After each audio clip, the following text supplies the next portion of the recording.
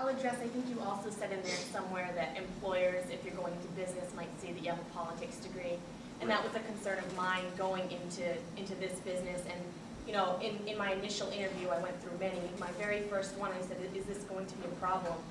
And they said, no, it's not, like, not at all. And I think the lesson learned there is that employers want to see a well-rounded resume. They want to see the grades, but they also want to see the internships.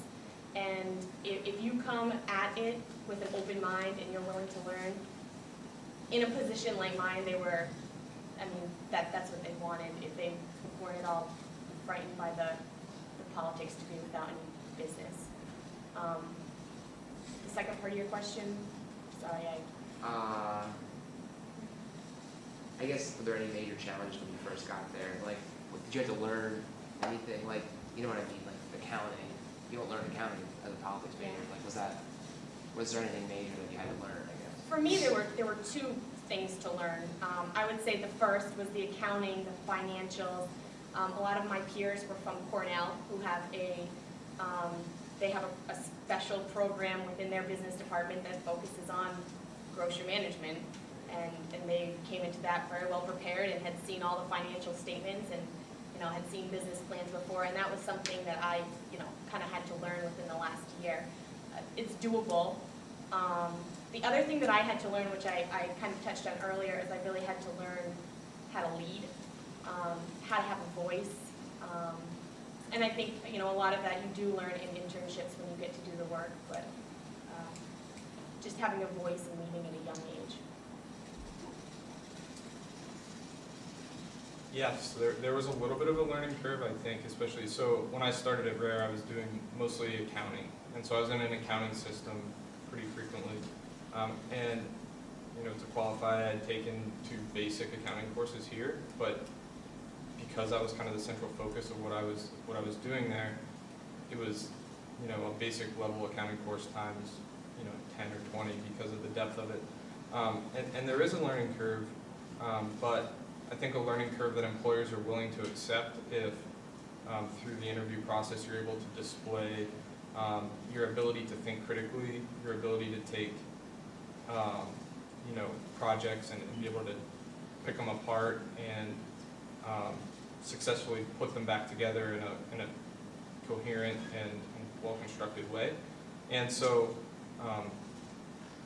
you know, I think if you're apprehensive about it, finding ways to display that your ability to think critically, the way that you can, you know, have used politics to construct an argument or, you know, put together, you know, logic or, you know, and I think accounting is probably the, out of business, probably maybe the most rigorous and specialized thing. But, you know, the curve isn't so insurmountable that I don't think it's impossible to tackle. And I think you can tackle it quickly and successfully. I would say that there probably are some entry-level business courses or accounting courses, and there could be value in taking that as a kind of, you know, if you have 15 credits, take 18 one semester and take an extra class. I could you know, I would recommend that. Jason put it well.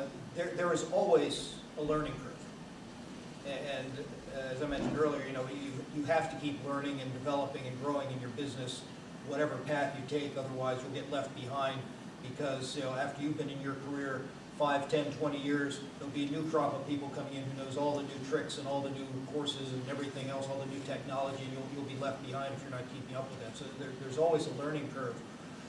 That being said, you know, when I'm hiring people and I'm interviewing them, I'm looking basically for someone who has a positive attitude and who's willing to learn.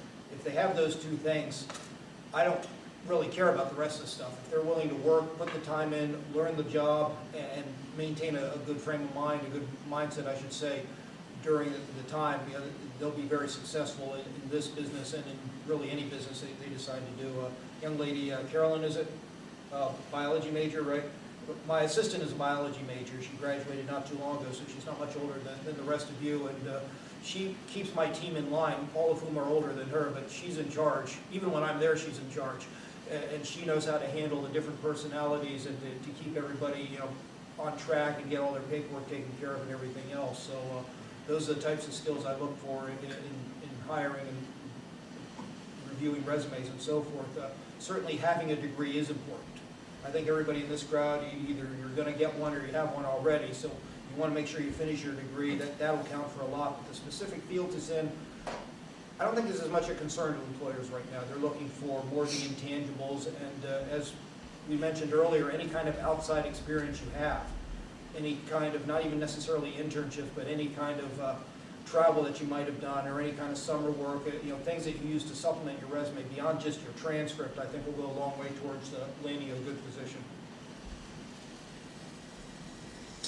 My biggest learning curve was definitely the language. I speak French. I took classes in high school and I took classes in college, but besides listening to Dr. Wells trying to speak a few words of Rousseau, I was kind of out there on my own, thrown out into the wild streets of Paris, and it was definitely a learning curve. And what you have to realize with different languages, with your jobs, with anything that seems like a challenge to you, is you have to realize that you're going to make mistakes, and that'll just help you learn faster. I knew right away that I was never going to speak perfect French ever in my life. I would never be considered completely bilingual, and I was always going to make mistakes. And once I got over that, and once I didn't have any fear anymore to go to the grocery store and ask for something and make it a feminine noun when it was masculine or something silly like that, I got a lot better, and I made lots of mistakes, and people corrected me, and I didn't take it the wrong way. I took it as constructive criticism, and I got better. As far as my employer, they were very helpful, and they did account for the learning curve, but again, there are a lot of things that I had to learn on my own. They gave me a scheduling system and online software and said, figure it out. You have 30 people to put into a schedule for 2 weeks, so do it. And you kind of mess around with it a little bit, you spend a couple hours, you might want to slam your head against the wall a couple times, but you figure it out and you do it. And being a self-starter and being able to work under conditions like that is very important.